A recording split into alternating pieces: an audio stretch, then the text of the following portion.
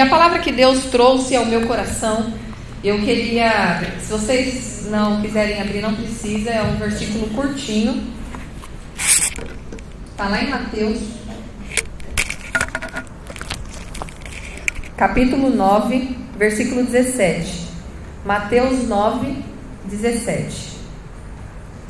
A minha versão, gente, pode ser diferente da de vocês. É a NVT, que é a nova versão transformadora do mundo cristão. Vai dizer assim: e ninguém colocaria vinho novo em velhos recipientes de couro. O couro se arrebentaria, deixando vazar o vinho, e os recipientes velhos se estragariam. Vinho novo é guardado em recipientes novos, para que ambos se conservem. Gente, essa palavra ela vem totalmente de encontro com o tema que foi estabelecido aqui para este congresso, um novo tempo. Para que nós possamos viver um novo tempo, nós precisamos nos desfazer do velho. Por quê? Porque como diz a palavra aqui, que o couro se arrebentaria deixando vazar o vinho. Então o que adianta Deus entregar para você dons, talentos, habilidades, visão, promessa, ou Ele colocar coisas nas tuas mãos, sementes nas tuas mãos, que você ainda não está preparada para lidar com isso, que o teu recipiente ainda não está preparado para receber isso? Você perderia tudo isso. Por isso é tão importante, gente, a gente assim, parar e reavaliar o que nós temos feito da nossa vida. E não é fácil. Enquanto eu orava pedindo a palavra que viesse para esta igreja, eu orava e não vinha muita palavra. Às vezes vem um esboço grande, às vezes vem bastante coisa e não vinha. E Deus falava ao meu coração: aquelas pessoas têm medo de mudança. Porque a mudança, gente, principalmente pessoas que estão presas na religião, ela é algo que bagunça a nossa cabeça. Bagunça. Como eu disse, eu tenho uma base aí cristã, eu tenho 38 anos, então 33 anos de base cristã. E quando Deus começou essa reforma na minha vida, deu uma bagunçada na minha cabeça. Porque eu pensava assim, mas não é assim? Mas a regra não diz isso? E quando Deus começa a te levar para fora do que aquilo que você achava ser a regra, não é fácil. E vai exigir da gente coragem. Primeiro você vai precisar de coragem para enfrentar os seus próprios medos. Os seus próprios medos. Quantas de nós vivemos histórias do passado que nós queremos deixar lá no passado? Só que você quer deixar no passado, mas você não deixa no passado. Sabe por quê? Toda hora você está falando da história. Toda hora você está trazendo esta situação. Seja a tua mãe que não foi presente na tua vida, seja o teu pai que ele não te assumiu, ele não foi presente na tua vida, seja a dor, a falta, um abuso que você vivenciou lá na infância, seja algo recente, seja uma igreja que você frequentou e o pastor ele te humilhou, ele te ofendeu, ele te aprisionou, seja uma irmã da igreja que te invejou, que competiu com você, que fez injúrias ao teu respeito, que te caluniou, que inventou mentiras, que fez fofoca. Todas nós vivemos situações do ontem. Seja esse ontem há 20, 30, 40 anos atrás, seja esse ontem, semana passada, ontem, hoje de manhã, antes de você vir para cá.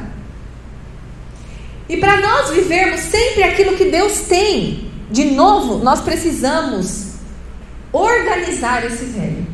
Quando você recebe algo, você compra um produto lá na tua casa, por exemplo, um sofá novo, uma geladeira, você coloca a geladeira velha junto da nova, assim, as duas juntinho uma da outra? Não, o que você faz? Ou você doa, se ela ainda está em um certo estado que dê para outras pessoas que têm uma condição menos favorável que você pode abençoar. Outros que não gostam de abençoar, botam no Mercado Livre, no coisa para vender. Faz não, irmã, dá, abençoa. Já te abençoou, já te serviu, dá para outra pessoa. O evangelho vai muito mais além, gente. São coisas assim tão simples que a gente pode fazer e abençoar. Ou você joga fora, se ela realmente não tem mais nenhuma utilidade. Fala assim, não dá, quebrou, queimou, não tem jeito, você vai jogar fora. E aí você vai desfrutar o quê? Do produto novo que você comprou. E quantas vezes, gente, você está com as duas coisas ao mesmo tempo? Deus está apresentando o novo tempo dele diante de você. Deus está apresentando para você coisas novas, mas você fica ainda preso ao velho. Isso ocorre muito, por exemplo, quando nós vamos fazer um novo negócio. Talvez você é uma boleira, talvez você é uma manicure, uma cabeleireira, talvez você é uma microempreendedora, não sei. E aí você de repente fez algo na tua vida que você perdeu, você viveu uma experiência de perda. E aí passou algum tempo, Deus te prepara uma nova oportunidade e você fica ali. Você quer ir, às vezes você até vai, mas você vai arrastando aquela experiência. Gente, a cura, ela só ocorre quando você volta para aquela situação do passado, você trabalha aquilo corretamente. Como que é trabalhar aquilo corretamente? Colocar na cruz de Cristo e liberar perdão verdadeiramente. Nenhum novo tempo veio na minha vida. E quando eu vivi, gente, desde esses 7 anos que Deus tem começado esse trabalho na minha vida, eu vivi vários novos tempos, vários. O primeiro novo tempo foi aprender a ser filha, porque eu era uma ótima serva. Eu podia trabalhar na igreja das 3 horas da manhã até as 3 horas da manhã do outro dia virada. Trabalhava feliz da vida. Então eu servia com excelência, mas eu não conhecia ao Deus a quem eu servia. Eu conhecia de ouvir falar, mas eu não conhecia de com ele andar, como vai dizer em Jó. E faz toda a diferença. Então eu precisei parar com tudo. Eu não sei qual vai ser a direção que o Espírito Santo vai dar para você, porque cada um carrega uma história de vida. Cada um carrega os traumas que vivenciou. E Deus sabe como trabalhar na vida de cada uma de vocês. Mas, gente, vai ser quebradeira. Vocês viram as quebradeiras aqui, ó? Ficou tudo sujo aqui, ó. Depois alguém vai ter que limpar com muito cuidado, aspirar ali, porque faz sujeira. Não pense que, um novo tempo para minha vida, que legal. Não vai ser legal no começo. Eu estou sendo verdadeira com vocês. Mas com toda a certeza, depois de algum tempo você vai falar: foi a melhor decisão que eu tomei quando eu permiti Deus me quebrar, Deus me moer. Porque transforma quem nós somos. Transforma quem nós somos para nós mesmas. Transforma quem nós somos com Deus. Transforma quem nós somos com o nosso cônjuge, com os nossos filhos, com a igreja. Gente, como você se relaciona com o outro diz muito mais respeito de como você se relaciona com você mesma. Levou muitos anos para eu me aceitar, gente, pasmem. Esse ano eu passei a me aceitar e a me amar. Esse ano, de verdade mesmo, dizer assim: olha, agora realmente eu me amo. Agora realmente eu sei que a minha vida tem valor. Aliás, gente, nós somos resultado de tudo aquilo que nós vivenciamos desde o ventre da nossa mãe. Então, se você viveu experiências de rejeição, de dor, de falta, de carência, o que vai acontecer? Você vai ser uma pessoa com tendência à tristeza. Você vai ser uma pessoa mais melancólica. Você vai ser uma pessoa com tendência a mais pensamento negativo. E aí, a gente muitas vezes se esconde na igreja. E aí, às vezes, a gente muitas vezes se esconde também, esconde as nossas dores, até mesmo dentro das canções. As minhas dores me faziam ser uma pessoa muito dura, muito rígida comigo mesma, como cantou a canção aqui, e muito rígida com os outros. Eu não sabia desfrutar a vida. Eu não sabia viver alegre e contente. Tudo para mim era muito sério, tudo para mim era muito isso. Eu não sabia aceitar e descansar. Eu tinha que sempre fazer alguma coisa. Você tem que fazer alguma coisa, Roberto, você tem que fazer. Por quê? Porque eu achava que o meu valor estava no fazer. O teu valor não está no que você faz. O que você faz é importante, principalmente para as pessoas que Deus confiou a você, que é a tua família. Mas você não é o que você faz. Você é muito além disso. E Deus te aceita como você é e como você está. Só que porque Ele te ama tanto, Ele vai causar as mudanças necessárias. Para quê? Para Ele te aceitar? Não, gente, não. Porque se Jesus, Ele quiser, Ele faz assim, Ele te leva. E a palavra diz que quando nós estivermos com Ele, nós seremos perfeitos. Não é isso que a palavra diz? Então qual é o propósito? Você parou para pensar? Qual é o propósito da nossa vida aqui na terra? Não é ficar esperando Jesus voltar, gente. É viver. É amar. É se doar.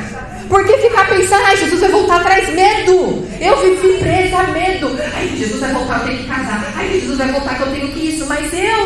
fazia o bem a mim. Eu não vivia o que de fato a palavra me ensina. Porque eu queria que Jesus voltasse para curar a minha dor, na verdade, para que eu fosse embora logo disso. É a mesma... Sabe o que é o pensamento de Jesus voltar quando você está triste?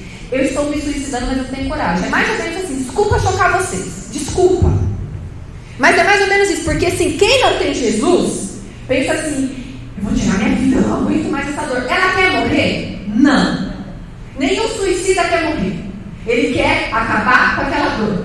E quando você fica... Porque, gente, se você olhar para fora, se você olhar para esse mundo como está, você vai falar, Jesus, aguenta mais um pouco aí, porque eu preciso salvar mais vida em teu nome. Você não vai querer que Jesus volte.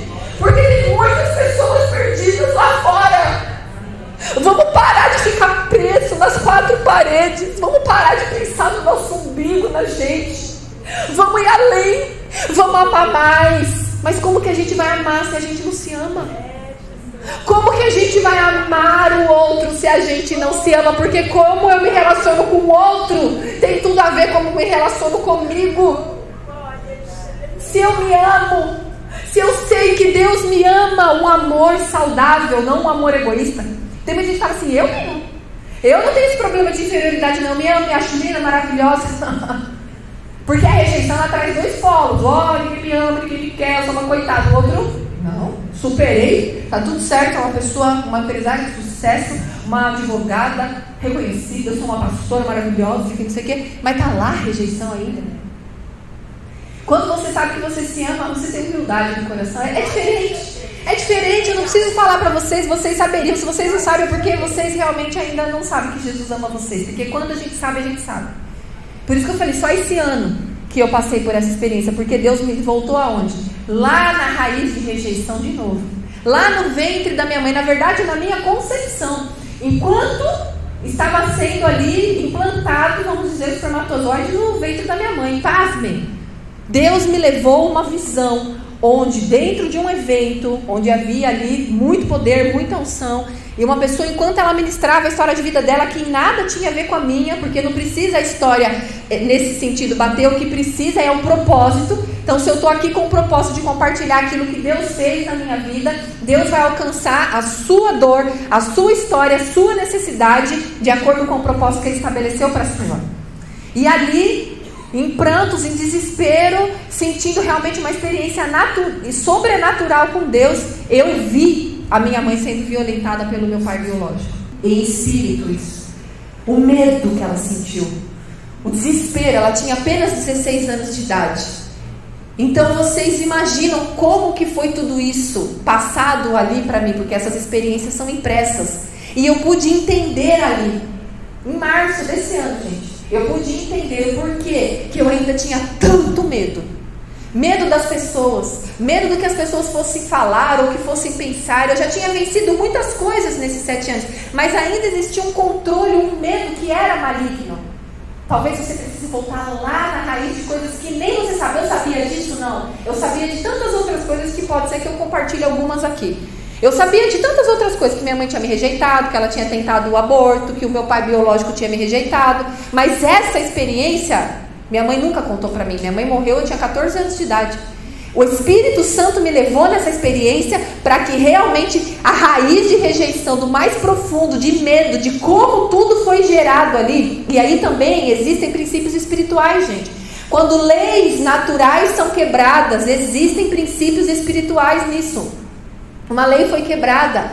Não é da vontade de Deus que uma vida venha à terra através de estupro. Não dá para dizer que é. Só que não acontece isso. Eu sou fruto disso. E tantas outras pessoas são. Você vai falar o quê? Como você vai colocar na mente de uma pessoa que foi fruto de um estupro, que ela é amada, que Deus a desejou? Fala para mim, quem responde essa? Responde essa. Mas eu creio no que a palavra de Deus diz. Salmo 139 vai dizer que o Senhor nos entreteceu no ventre da nossa mãe. Então eu acredito sim que Deus ele dá o livre-arbítrio às pessoas em relação à biologia. Ele fez o corpo da mulher para gerar. Ele fez o corpo do homem com todos os elementos ali para que quando houvesse a intimidade entre o casal, houvesse a fecundação. Isso é biologia. Quem aqui estudou sabe, isso é biologia. Se há dois corpos saudáveis e que não estão se prevenindo, é natural que ocorra uma gravidez, mesmo que ela não tenha sido desejada. Porque, gente, vamos parar de ficar imaginando e sendo utópicos aqui, de achar assim que tudo é lindo e maravilhoso. Não é. Quantas crianças a gente vê que vive, que nasce dessa forma, ou que veio, que escorregou, que não era o momento, que não sei o quê. Só que a partir do momento que é plantado ali no ventre, Deus fala, é minha, é meu. E aí Deus começa a entristecer, e aí Deus começa a trabalhar, e aí Deus começa a colocar os planos, os propósitos, os dons, os talentos, a personalidade. Aí Ele começa a trabalhar em você, e Ele fez quem você é. E aí Ele designa você a propósito. Sim, Ele te ama. Sim, Ele me ama. Sim, Ele tem um grande propósito na sua vida. Sim, Ele tem um grande propósito na minha vida, independente de como isso ocorreu. Deus cura as feridas. Porque uma pessoa que nasce de um relacionamento que houve amor, que houve espera, que houve cumplicidade, que houve santidade, que houve tudo certinho, pode sentar e conversar com ela. É de uma outra forma. Porque nós somos resultado daquilo que nós vivemos. Agora, se eu não tivesse experimentado a cura, eu continuaria destruindo. O problema, gente, é que não para na gente. O problema é que não para na gente. A palavra de Deus vai dizer que nós, das decisões que nós tomamos ali, Deuteronômio vai falar muito a respeito do pecado, que até a terceira e a quarta geração a maldição. Por que isso, gente? Porque biologicamente, geneticamente, nós transmitimos os nossos DNAs e todas as nossas composições aqui até a terceira e a quarta geração. Um exemplo, minha primeira filha, nossa filha, tem 19 anos. Nós somos casados há 21 anos. Ó, gente, eu nasci e casei, coisa linda, né? Parece que eu só tenho 21 anos, né? Deus ajudou a genética aqui. O que acontece? Ela é uma menina doce, linda, maravilhosa. Mas ela carrega, gente, em torno de uns 40% a 50% de uma Roberta do passado. Quantas vezes o marido fala, eita, olha aí. Não pra ela, né? Porque essas coisas a gente não fala pros filhos, né? Você é igual a tua mãe, você é igual ao teu pai, uma praga, igual ao teu pai, você precisa do seu tio. Não fale isso. Não decretem isso. Por mais que vocês estejam vendo, ore por cura, ore por transformação, peça para Deus te dar estratégia de como mudar isso. Mas não dá para ignorar que isso ocorre.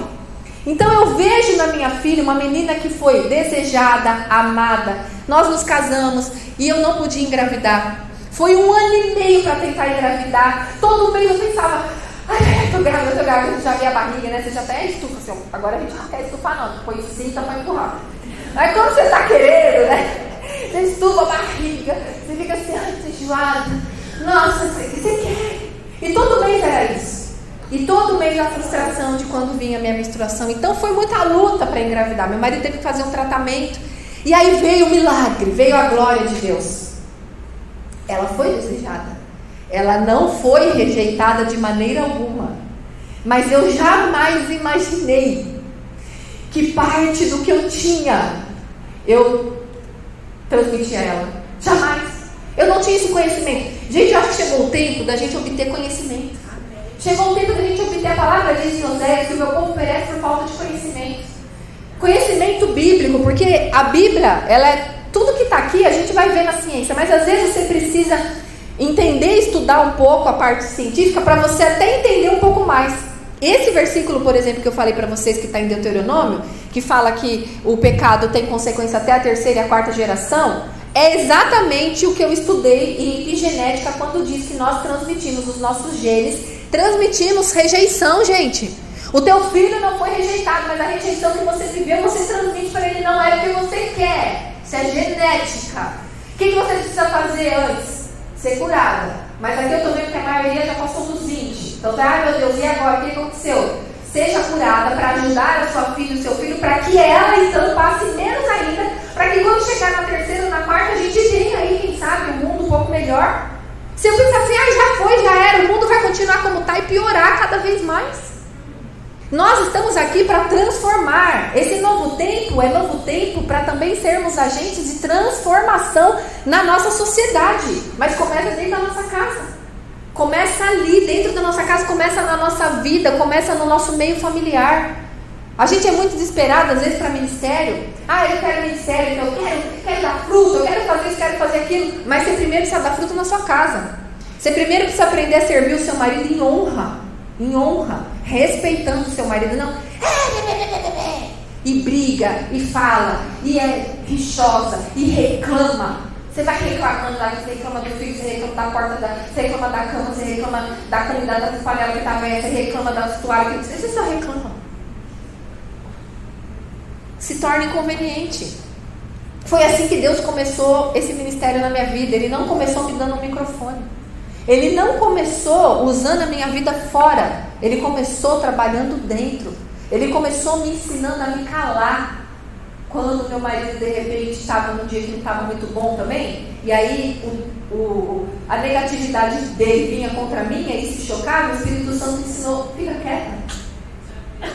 Fica simples assim, ó, tipo, enche a boca d'água, enche a boca de farofa, enche a boca de paçoca. Pra você não falar nada. Porque, gente, a palavra vai e volta. Quantos problemas no nosso casamento nós arrumamos por causa das nossas palavras? Ou era só comigo?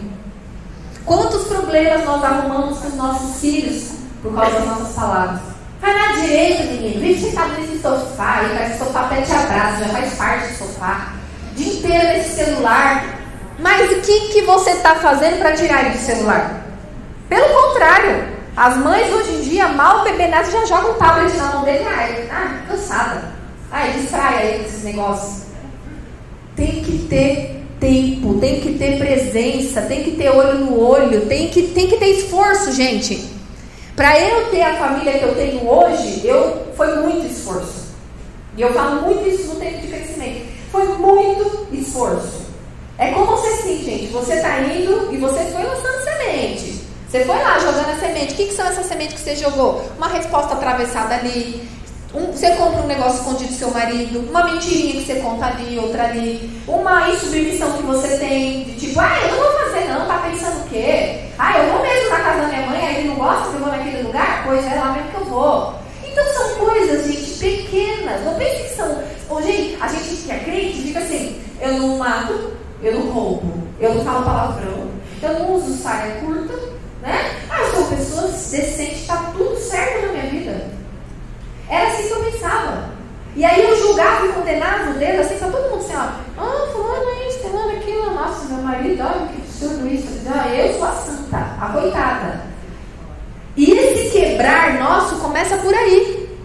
A primeira coisa que Deus começou a trabalhar em mim foi o arrependimento. Eu quero que vocês entendam, gente, que qualquer ação de vocês vai alterar o meio que vocês vivem e as pessoas à volta de vocês. Vai alterar. A tua ação altera o meio que você está. E você não vive numa bolha só você vive com pessoas. Então, tudo que você fizer de alguma forma ou de outra vai afetar as pessoas à sua volta. E é essa preocupação que a gente tem que ter. Não se Jesus vai contar amanhã ou depois. A preocupação que a gente tem que ter é: eu estou sendo Jesus? Eu estou refletindo Jesus? Eu estou sendo uma esposa como Jesus quer que eu seja? Eu estou sendo uma mãe como Jesus quer que eu seja? Eu estou levando Jesus lá fora? Quando eu vou ao supermercado, eu dou um sorriso, eu dou um abraço. Se eu posso, eu dou uma palavra para a pessoa. Não vou toda hora, mas eu estou falando ter essa sensibilidade que eu não tinha. 25 anos entrando dentro da igreja, sentando no banco, fazendo, servindo, ministério infantil, isso, aquilo, mas era isso. Chegava em casa, plá, quebrava o pau do marido. Falava para brigar com a minha filha. Eu comigo mesma me odiava, queria morrer. Tentei tirar minha vida estando dentro da igreja, servindo. Gente, alguma coisa está errada. E não sou só eu que vivo isso, gente. Sabe por quê? Quando você vive isso, você só pensa assim, só eu sou sofredora. Gente, eu achava que eu era a pessoa mais sofredora da face da terra. Sabe quando você enxerga só você e só a sua dor? E quando você enxerga só a sua dor, você não enxerga Deus. Eu não me sinto amada por Deus. Será que é porque você não está olhando demais para a sua dor?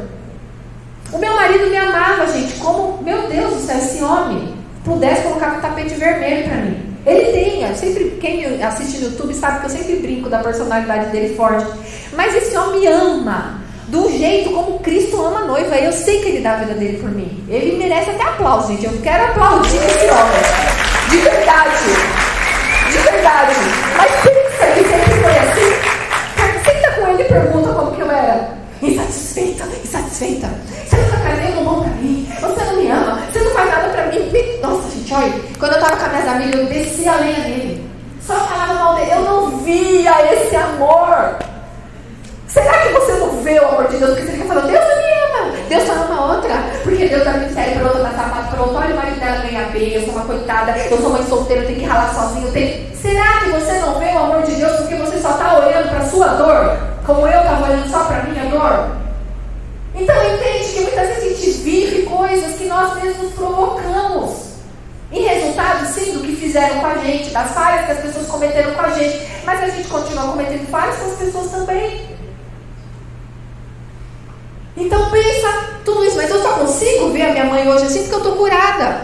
Por muitos anos eu fiquei, que a minha mãe é isso, que a minha mãe é aquilo, que eu jamais teria abandonado o filho, que minha mãe não sei o que, olha o que ela fez. Mas ela era uma pessoa doente emocionalmente, cheia de traumas também, e não se falava disso nas igrejas. Não se falava de cura emocional, não se falava de mudança de vida, gente, era regra.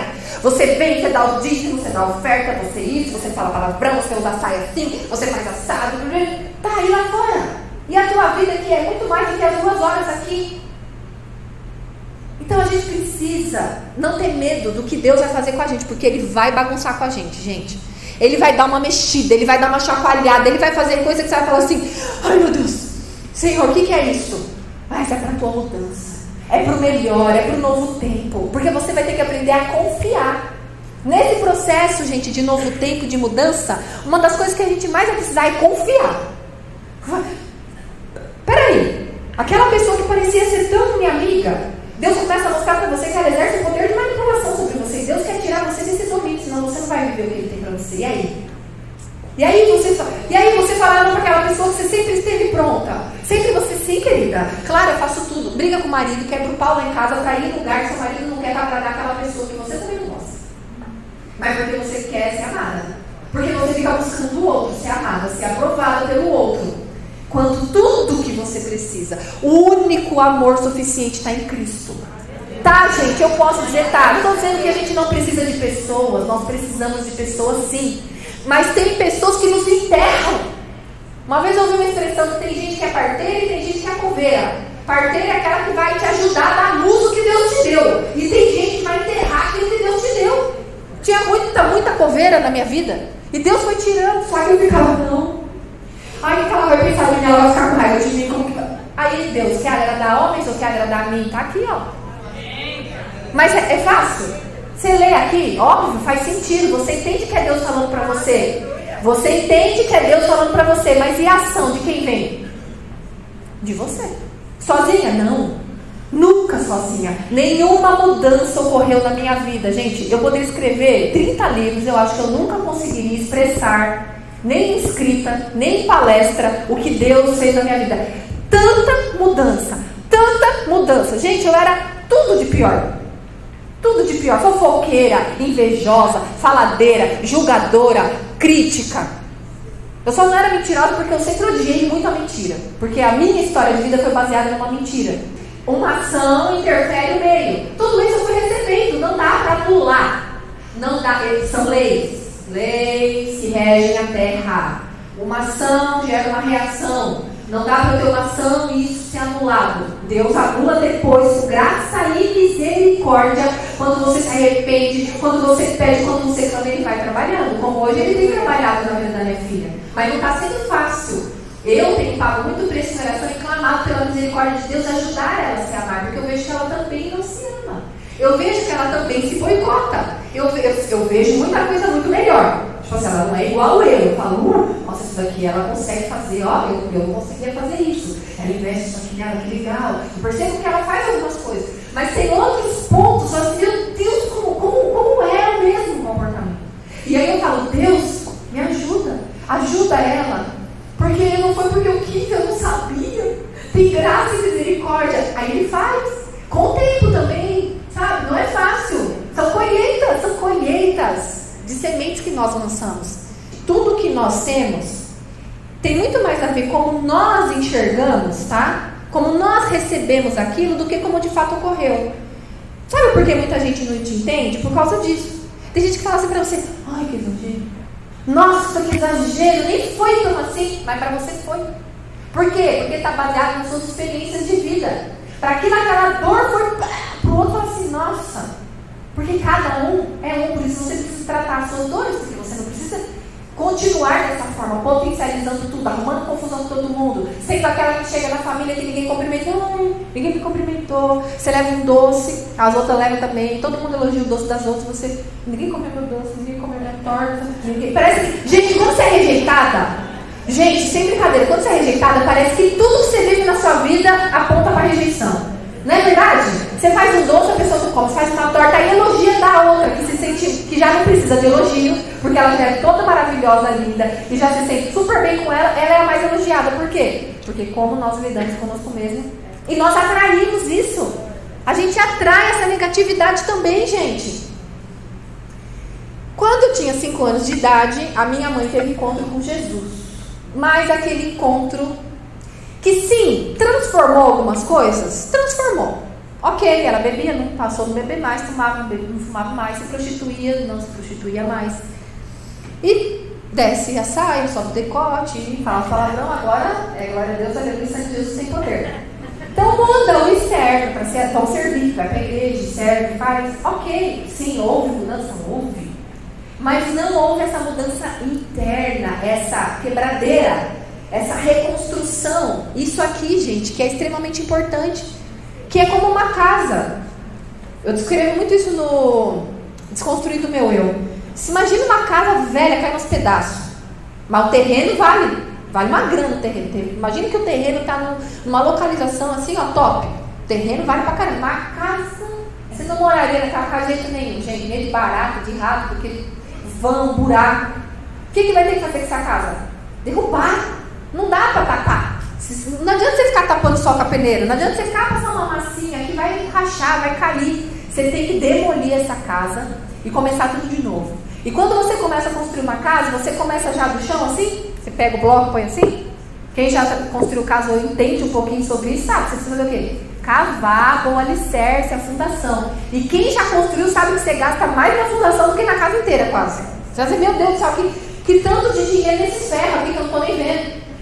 Por quê? Porque ela precisa estar bem firmada para que ela possa ter altura e não desmoronar. Assim é a nossa vida. Às vezes a gente chegou na igreja e só pôs o tijolinho assim, ó. A saia não, o não sei o que não, o não sei, agora tem que fazer assim. Mas não mexeu na fundação. E precisa mexer na fundação. E precisa trabalhar tudo isso. Então minha mãe, ela casou com a religião. Aí era assim: menina, isso, menina, não pode ouvir música do mundo. Não pode ir no cinema. Não pode ver essas coisas que isso é do diabo. Nossa, essa Coca-Cola aqui, ó, pode tomar não, isso daqui é do diabo. Ó, isso aqui está dizendo isso, está significando aquilo. Nós fizemos nos anos 90 aí, gente, misericórdia, tudo era do diabo. Aí os povos, né, de vez em quando ressuscitam aí falando galinha pintadinha do diabo, não sei o que é do diabo. Gente, para de ficar dando coisa pro diabo que não é dele. Siga o Espírito Santo. Siga, porque o Espírito Santo diz: se você está assistindo alguma coisa, o Espírito Santo vai falar ao seu coração. Quando você está alinhada com ele. Eu assistia novela, gente, que era uma coisa. Nossa, gravava novela, não podia perder novela. Era uma noveleira. A última novela que eu assisti, aliás, parece que vai repetir agora, que é a da Carminha lá. Eu não perdia. Nossa, meu Deus do céu. Eu até lembrei disso. Falei: Senhor, eu estou liberta há 7 anos disso. Aí acabou essa novela e, nossa, que novela. Eu e meu marido, os dois eram noveleiros, não era só não. Aí começou uma outra novela, eu não esqueço até hoje, que era de um personagem que chamava Félix. Era um homossexual, mas não por ele ser homossexual, mas ele fazia muitas brincadeiras que a mim ofendiam ao Espírito Santo, blasfêmia. Então ele fazia umas piadinhas, umas brincadeirinhas assim, falando de Jesus, da cruz, alguma coisa, e o Espírito Santo falou no meu coração: por que você está assistindo isso? Olha o tempo que você perde com isso. E isso está, de alguma forma, exaltando a mim ou glorificando a mim? Parei. 7 anos, gente, que eu nunca mais assisti uma novela na minha vida. Não estou falando isso para dizer: olha como sou santa, pura, não. Foi a melhor coisa que eu fiz. Eu tive tempo para estudar, para ler Bíblia, para fazer um monte de coisa. Às vezes você fica preso em tantas coisas, gente, só traz lixo para você. Então, e perceba que se tem algum desenho que não é legal, algum filme que não é legal, se você anda alinhado com Deus, o Espírito Santo vai falar. Você não precisa ficar, que esse do diabo, não. Isso não é para mim. Isso não vai acrescentar em nada a mim. E ponto. E cuida da sua vida. Não fica falando para todo mundo que isso não pode. Cuida da sua vida. Porque as pessoas vendo a sua vida transformada, o seu casamento, os seus filhos, elas vão querer isso de você. Você mudou, você está diferente, você está mais alegre. Hoje as pessoas falam para mim: Roberta, você é outra pessoa. Você é alegre, você está até mais bonito. Eu falo, então, coração alegre, embeleza o rosto. Gente, é sério. Eu olhava as minhas fotos, eu olho minhas fotos antigas, triste, acabada, cara fechada, sisuda, esquisita, porque era o que refletia o que estava dentro de mim. Havia morte dentro de mim, havia dor dentro de mim, havia ferida dentro de mim, havia raízes podres dentro de mim. Eu não estou aqui, gente, para dizer para vocês, acusando que você, precisa ser uma cristã melhor, que você faz isso, faz aquilo. Não, eu só estou mostrando para você que às vezes a gente acha que está tudo certo e que precisa arrumar. Mas não é para você se culpar. É mesmo, sou uma mãe infeliz. Sou uma mãe que não cuida direito dos meus filhos. Olha o que eu fiz com os meus filhos. Não quero que você se culpe, eu quero que você se perdoe. Que você se entenda também. Que você veja que você não teve escolha, mas que hoje você tem escolha. Que você nunca vai poder chegar diante de Deus e falar assim: eu nunca ouvi uma palavra dessa. Nunca ninguém me falou isso pra mim. Deus vai mostrar um filminho lá da minha cara aqui pra vocês, assim, falando: aquela menina lá, falando. Então eu acho que tem coisa que a gente precisa ir além. E o próprio Espírito Santo vai falando. Resumindo a história por causa do horário, a minha mãe, então, quando eu estava com 11 anos de idade, me contou essa história de que eu era filha do outro homem, na verdade, de que eu não era filha do homem que estava no meu registro, e mais, ela disse que eu não nasci na data em que era o meu registro e a data que eu comemorei o meu aniversário a vida inteira, que eu tinha nascido 2 meses antes. Então a minha vida foi plantada numa mentira, porque quando eu olhava o meu RG, literalmente o meu RG, o nome do pai era uma mentira, a data do nascimento era mentira, 2 coisas extremamente importantes. O dia em que eu nasci, porque o dia em que você nasceu é algo extremamente importante. E a paternidade, 2 coisas que Satanás usou a vida das pessoas para destruir em mim. Aí depois a minha mãe, quando eu tinha uns 12 anos de idade, ela conheceu um homem e engravidou dele. E tudo isso, gente, minha mãe viveu na igreja, trabalhava na igreja, servia na igreja, tá, gente? Tudo isso na igreja. Não é assim, minha mãe saiu e desviou, não, tudo dentro da igreja. Ela conheceu um homem que era de uma casa de recuperação ali, que a igreja tinha um projeto com isso. E ela engravidou dele, agora tem que casar, né? E quando ela veio a ideia de casar com esse homem, eu pensei, bom, agora eu vou ser feliz, agora realmente eu vou ter uma família, que era tudo que eu queria, era uma família, era isso. E fui, me entreguei totalmente para esse homem como uma filha, como se realmente amava ele de pai, como se realmente fosse um relacionamento assim. E o que aconteceu? Esse homem começou a abusar sexualmente de mim, ainda mais de formas violentas, que eu descrevo no livro. Então, gente, tudo o que existia de figura paterna na minha vida foi desconstruída. A primeira do meu pai biológico, a segunda do meu pai de registro, a terceira desse outro pai. Então, toda figura de pai e de homem só causou dor para mim, só causou, e outros namorados que eu nem teve, que abusou de mim, e outros tantos homens que fizeram coisas horríveis. Agora imagina tudo isso. Onde estava Deus? Olha quanta coisa passa na cabeça. É normal, é natural. É claro que tanto pela questão biológica, como pela questão emocional, como pela questão espiritual. Então, gente, tudo isso na minha vida, imagina, era muito lixo. Era muito lixo que havia sido jogado. Eu tinha toque na minha infância, eu desenvolvi toque, que é o transtorno obsessivo compulsivo. Eu tinha mania de lavar a mão compulsivamente. Eu fechava a porta da minha casa e ia para a escola. Quando eu estava na metade do caminho, eu tinha que voltar. Se fosse necessário, 5, 10 vezes eu voltava, porque eu queria trancar aquela porta. E aí, quando começou esse processo de cura na minha vida, eu entendi que, na verdade, eu estava querendo trancar algo que foi roubado de mim. Eu queria me manter segura, porque eu havia sido violada. Alguém invadiu e roubou a minha inocência. Então, olha como muitos dos nossos comportamentos hoje é resultado de experiências que nós vivemos. E resumindo a história, Antes da minha mãe, a pastora falou que precisa ter pressa, então eu vou ficar aqui até meia-noite. Brincadeira. Só para concluir também da minha mãe, porque sempre que eu falo muito da minha mãe, gente, eu gosto sempre de ministrar sobre escolhas e sobre amor, porque ela morreu sem saber do amor de Deus. Antes dela conhecer esse homem que ela casou e foi esse homem que me fez mal dessa forma, ela foi fazer um projeto evangelístico numa prisão, e ela conheceu um homem lá que jogou uma conversinha, então ela sempre caía. Por quê, gente? Porque não basta estar na igreja, você precisa estar alicerçado no amor. O que a cruz revela? O que a cruz revela, gente? Amor. Imagina você ir no meu lugar, sofrer o que Jesus sofreu para me livrar. Você faria isso? Não faria. Eu no meu auge, assim, quando eu comecei depois buscar Deus, e aí você fica apaixonado, igual a pastora falou. Gente, eu dormia sorrindo para Jesus. Eu cantava o dia inteiro, e eu lia a Bíblia, e eu ouvia pregação, e eu ficava assim. Só que, gente, detalhe, façam isso quando o marido não estiver em casa, senão vocês vão ser a louca. Vai virar um anjo e o marido vai falar: eu preciso da minha mulher um pouquinho de carne, né? Um dia meu marido falou pra mim nessa época: eu preciso um pouquinho da mulher de carne, porque o homem tem suas necessidades, gente. Calma, cuidado, também não vai botar porque assim, às vezes você sai de um polo que você não fazia nada, né? Você era aquela crente de banco, aí você chega e vai começar agora a ler Bíblia, você vai começar a orar, você vai começar a ouvir pregação no YouTube, você vai se empolgar, você vai cortar novela. Eu sei que vocês vão fazer tudo isso. Quem está fazendo isso, eu sei que nunca mais vai assistir novela. Você vai ver o quanto vai ser bom para você. Eu creio, vai ter libertação na sua vida.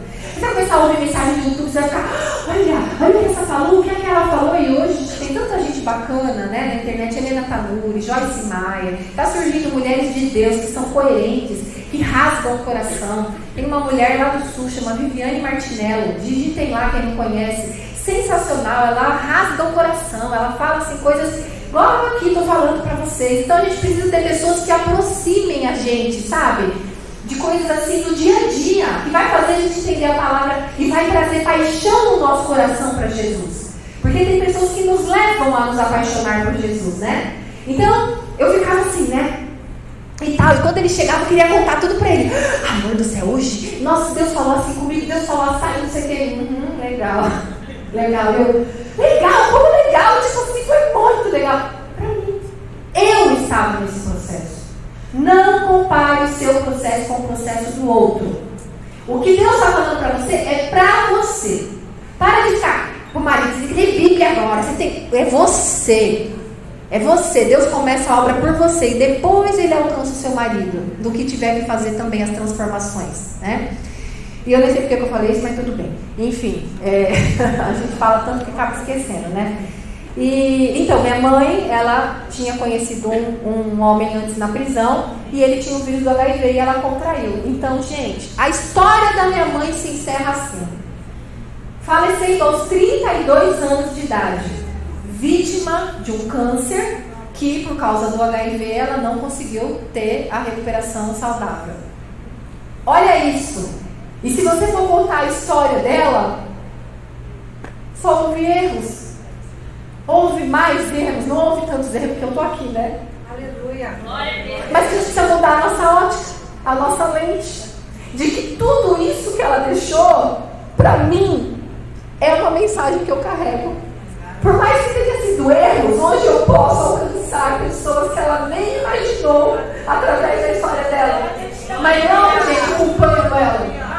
Vendo que tem muitas pessoas que também erraram muito. Ela quis errar dessa forma, não. Ela não tinha conteúdo diferente dentro dela. Ela só tinha aquilo. A gente dá o que a gente tem. Por isso a importância da cura. Por que a cura? Porque ela não é só para você. É saradas para sarar. Seja para você sarar a sua casa, seja para que, se você tiver um chamado, para também sarar outras vidas. E não só aqui.